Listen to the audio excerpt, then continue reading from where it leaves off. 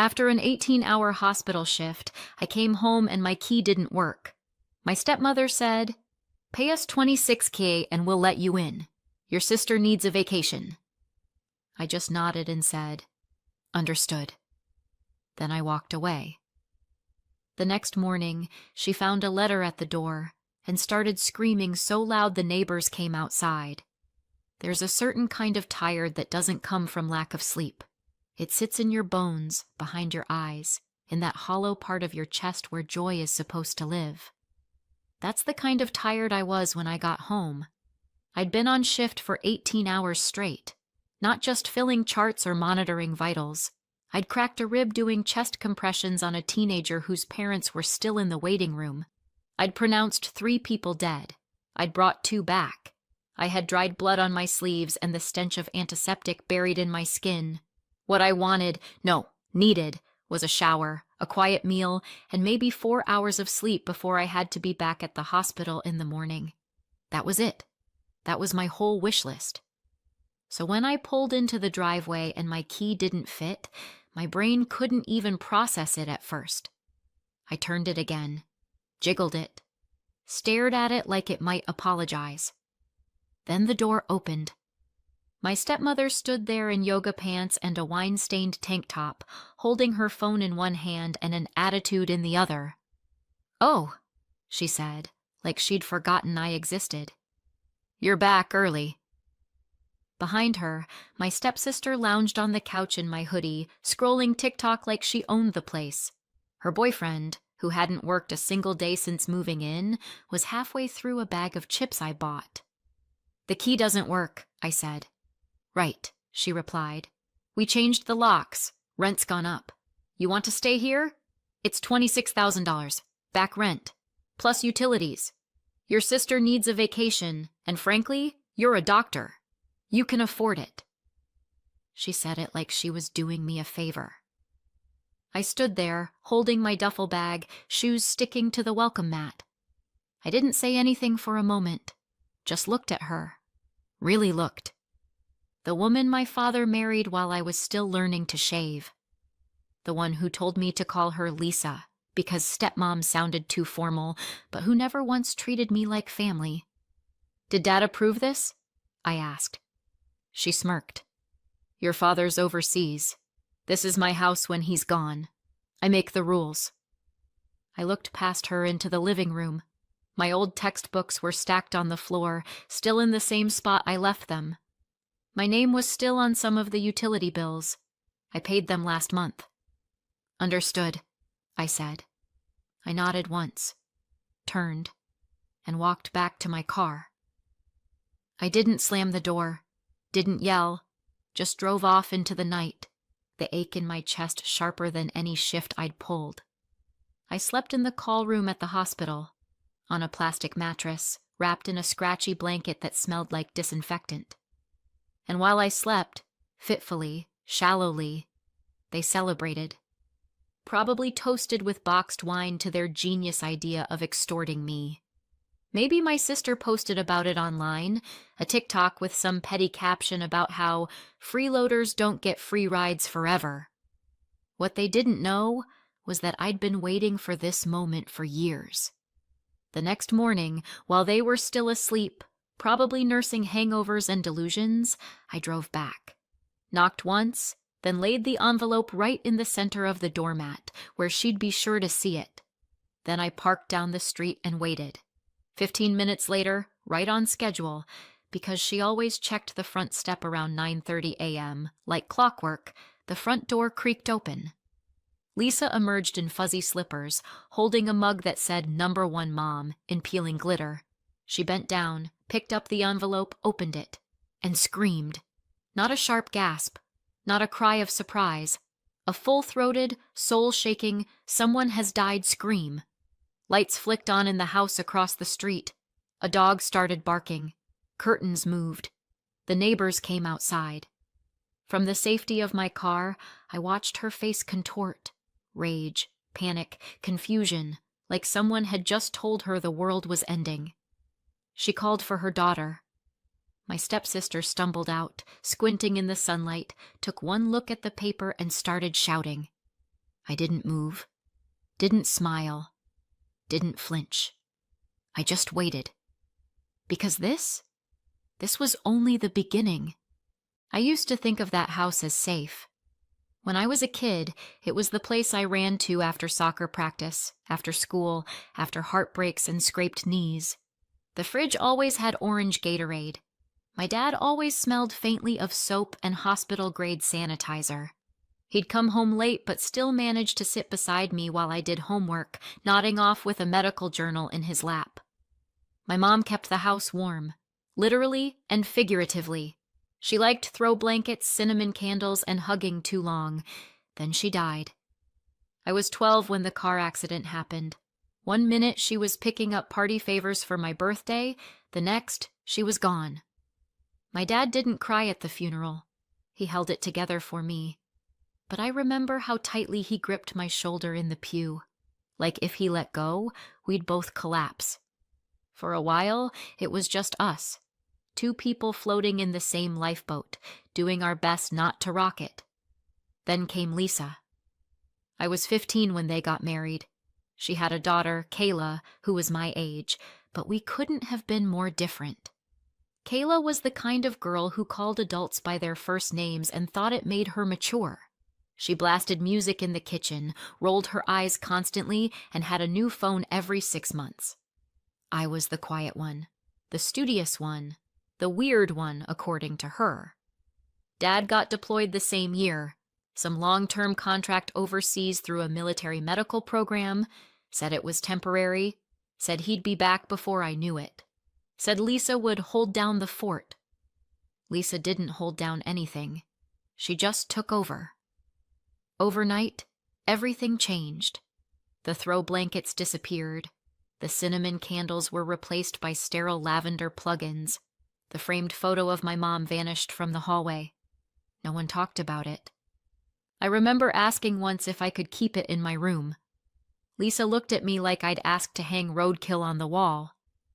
"Don't you think it's time we all moved on?" What she meant was, "Don't you think it's time I erased your mother completely?" I kept my head down, focused on school, got into college early, pre-med. I did everything I could to stay out of the house. Internships, summer jobs, anything. I only came back for holidays or when I was between leases, and even then, I paid my share. More than my share, actually. I covered groceries, split utilities, fixed the leaking sink in the downstairs bathroom when Lisa said she didn't want to deal with plumbers. She never thanked me. Kayla brought her boyfriend into the house when we were 19.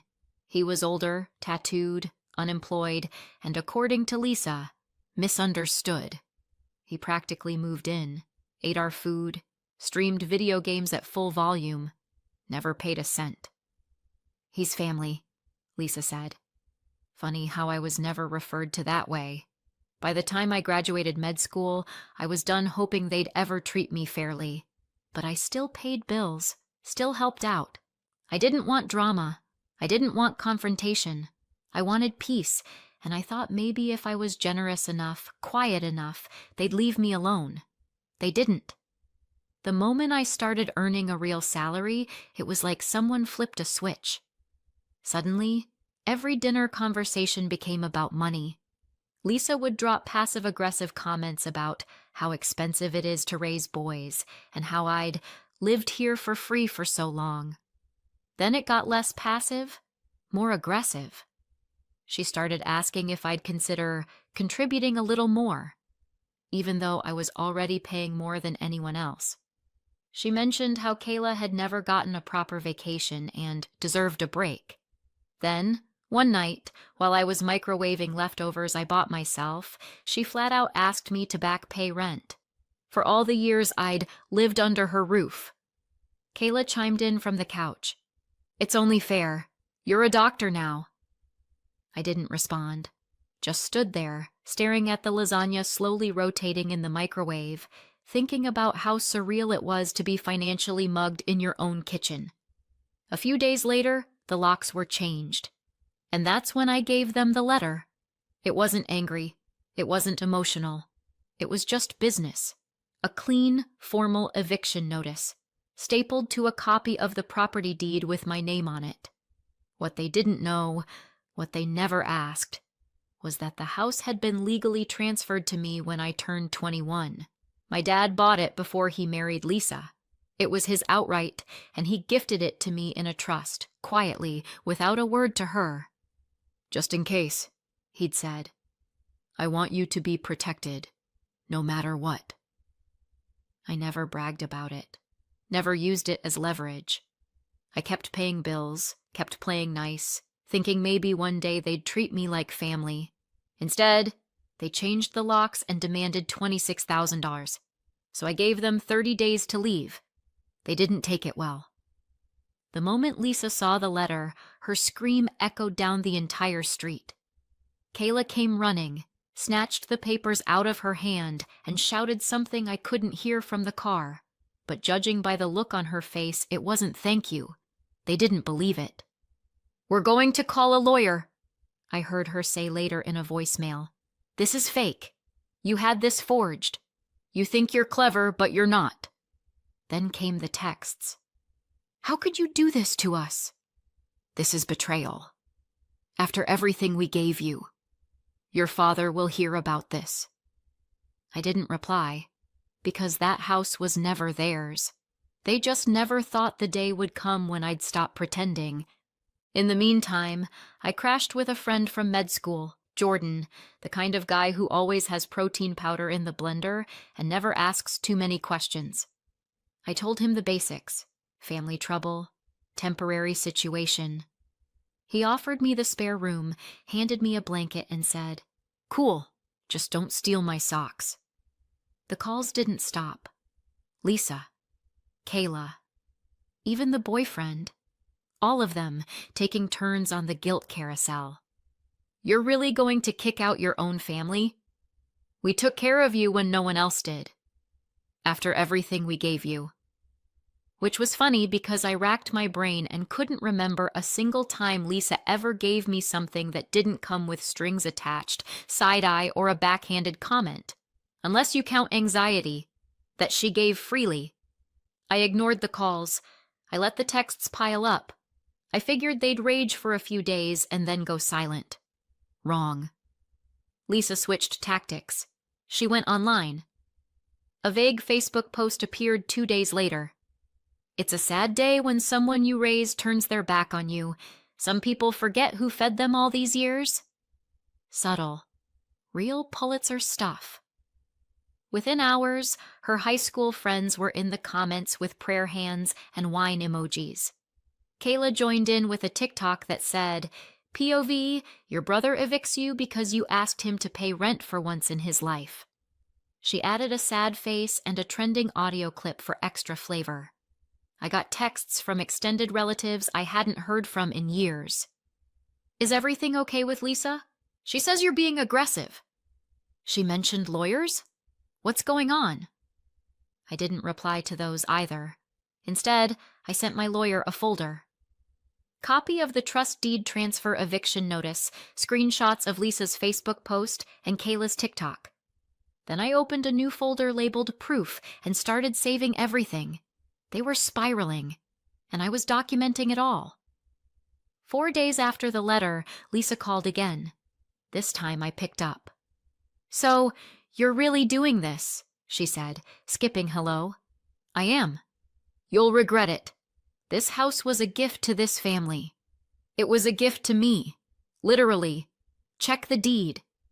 She sputtered something about moral rights and betrayal, said she'd talk to my dad. I told her to go ahead. "He'll be home soon. Just wait." "Looking forward to it," I said, and hung up. Truth was, I'd already spoken to him. Dad called me the night after the eviction letter went out. He sounded tired, not confused, not angry, just quiet. "I figured it would come to this," he said. "You knew?" "I didn't know they'd lock you out, but I knew they were pushing you too far. I've been hearing things." Turns out, he'd been hearing things through the grapevine. Mutual friends, neighbors, people who saw the posts online and reached out to him, concerned. He didn't want to believe it at first, but the more he heard, the clearer it became. They weren't just ungrateful, they were actively trying to push me out. And he let me know. He stood by my side. He didn't say much else on the phone. Just, "Send me the documents, I'll handle it." And I believed him. But Lisa didn't. She thought she could still bluff her way through this. A week before the eviction deadline, I got another text. "We're not leaving. This isn't legal. I'm his wife. That house is half mine." That's when I sent the next official letter. Through my lawyer, certified mail. It explained the trust. It clarified that the house was my father's separate property, purchased before marriage, and that he had full legal right to gift it to me. The documents were clean, the trust airtight. No loopholes, no mistakes, just facts. I expected silence. Instead, they doubled down. Kayla made another TikTok. This time she was crying on camera, saying her evil brother was throwing them on the street. Lisa posted another dramatic Facebook status. "Some people forget where they came from. We gave him everything. Now he wants us homeless." I screenshotted it, added it to the proof folder. That same day, I got a call from one of the neighbors, sweet older woman who used to bake cookies when we were kids. "They've been telling people you forged the deed," she said, concerned. "That's fine. I'm not here to win Facebook. I'm here to reclaim my house." Then came the cherry on top. 3 days before the deadline, I went to my car after a long shirt and saw a piece of paper taped to my windshield. A printed note, sloppily typed. "If you go through with this, we'll make sure everyone knows what kind of person you really are. Don't test us." No signature, just cowardice and desperation. I smiled, took a photo, added it to the folder. Because that's the thing about threats. When you've already lost your patience, your peace, and your tolerance, there's nothing left to threaten. Let them talk. Let them post. Let them scream. I had the deed. I had the law. And most importantly, I had enough. The deadline was almost here. And so was my dad. The eviction deadline came on a Thursday. I didn't sleep the night before. Not because I was nervous, because I was ready. That kind of ready where your chest is tight and your thoughts are laser-focused. I had the documents printed, I had the attorney on standby, and I had my patients buried somewhere deep beneath 6 years of silence. They hadn't packed. Of course they hadn't. The curtains were still drawn. Kayla's boyfriend's car was still in the driveway.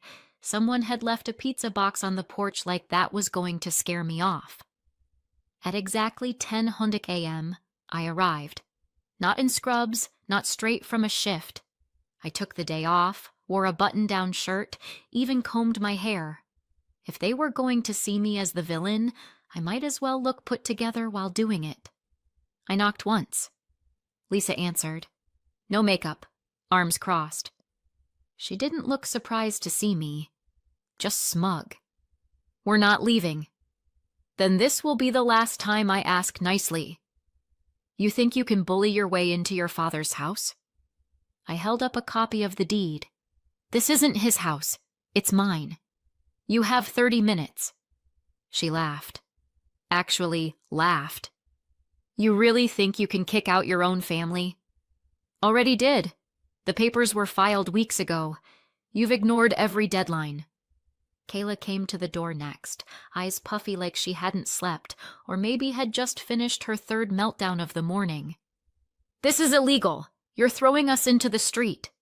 No, I said. You chose not to leave. I gave you every chance. She glanced behind her.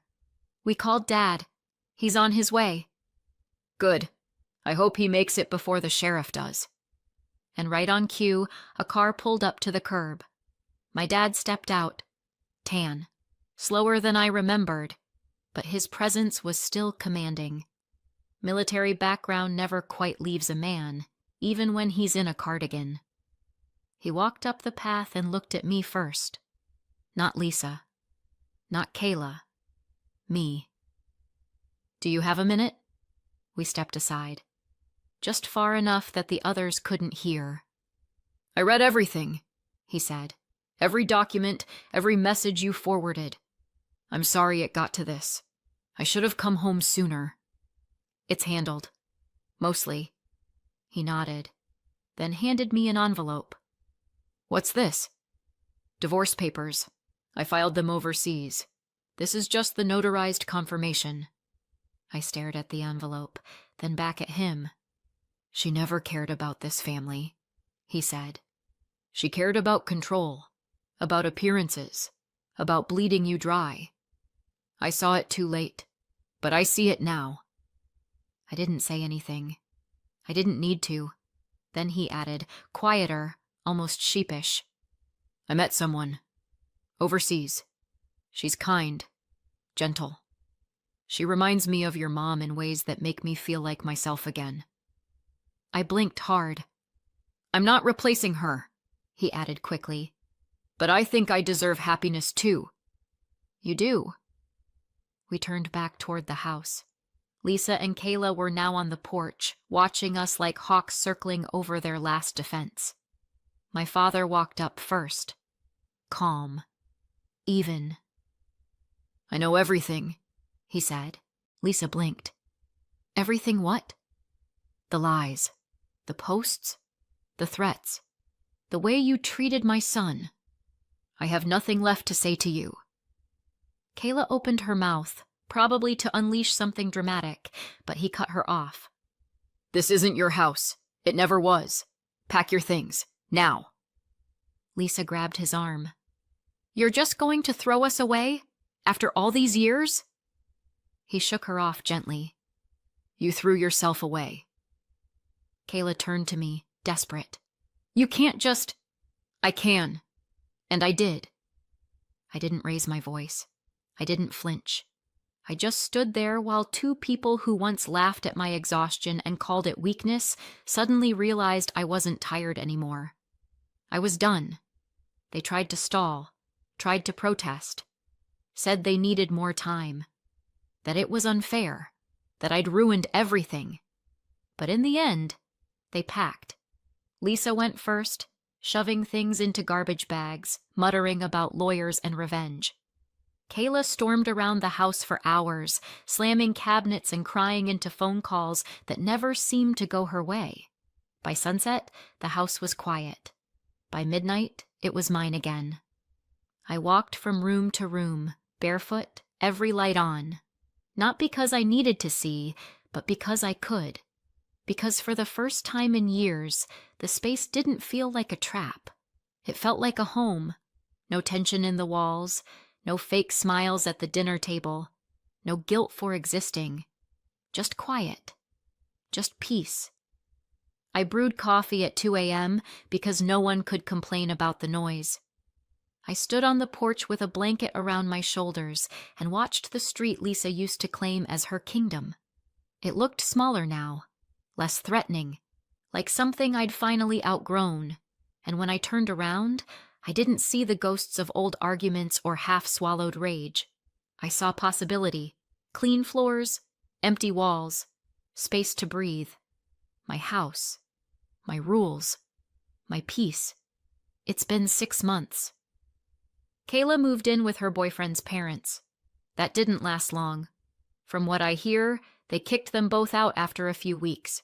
Something about bills, attitude, and staying up all night yelling at Xbox players through the headset. Lisa tried to sue. She lost.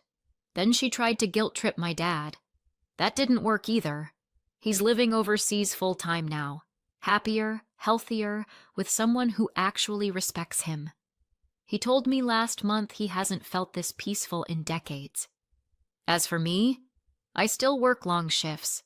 But now, when I come home, the key works. The fridge is mine. The quiet is mine. No one asks for money. No one slams doors. No one pretends I owe them for existing.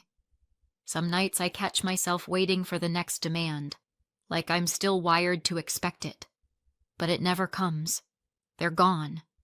And I'm free. But be honest. Did I go too far? Would you have done the same?